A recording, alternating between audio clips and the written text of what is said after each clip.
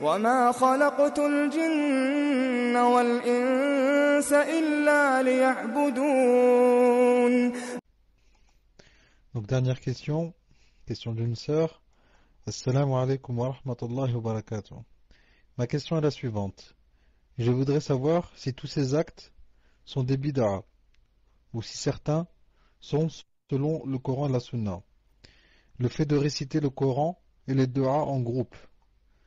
Le fait de s'essuyer le visage après avoir fait des du'a. Et si on doit lever les mains, comment doit-on les lever pour faire les du'a? Se serrer la main après avoir accompli la se serrer la main après avoir accompli la salat. J'ai beaucoup de was-was concernant tout cela, car subhanallah, de nos jours, on voit énormément de choses et je ne sais pas quels actes font partie du Coran et de la Sunna. Wa barakallahu fikum. Tfaddal Cheikh.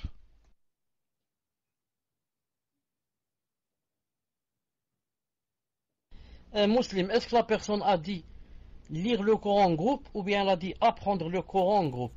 Est-ce qu'elle a dit lire le Coran en groupe ou bien apprendre? Tfaddal.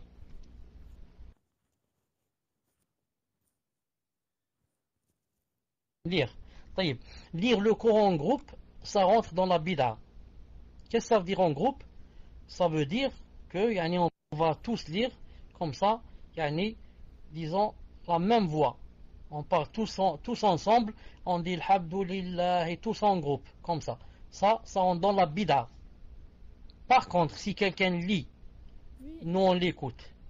Ensuite, quand il termine, c'est le deuxième qui lit, l'autre écoute. Ensuite, le troisième qui lit, l'autre écoute.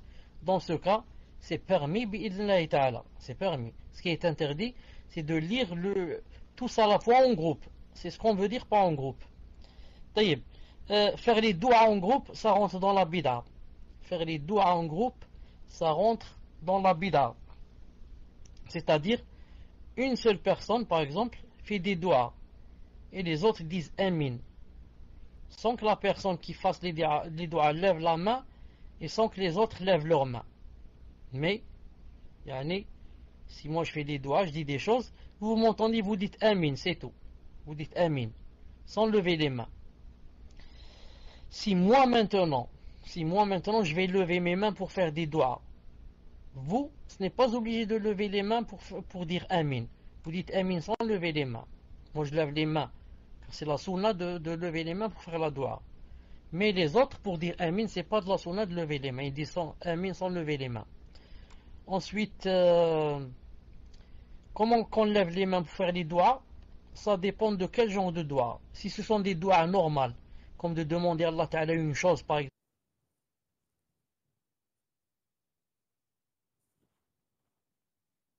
demander à Allah Ta'ala une chose, par exemple, de me guérir d'une maladie ou ceci ou cela, comment qu'on lève la main?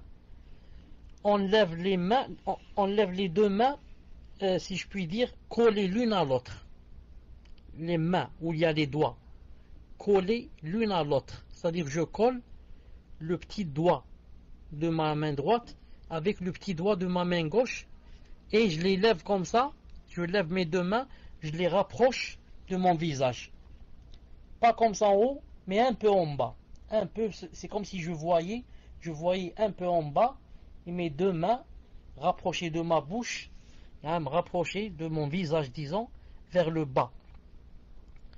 Mais si c'est doigts, par exemple, l'istisra de la pluie, etc., on ouvre les bras jusqu'à ce que on voit ce qu'il y a sous les aisselles, comme faisait le prophète, sallallahu alayhi wa sallam. Donc elle a dit ça aussi. Elle a dit pour...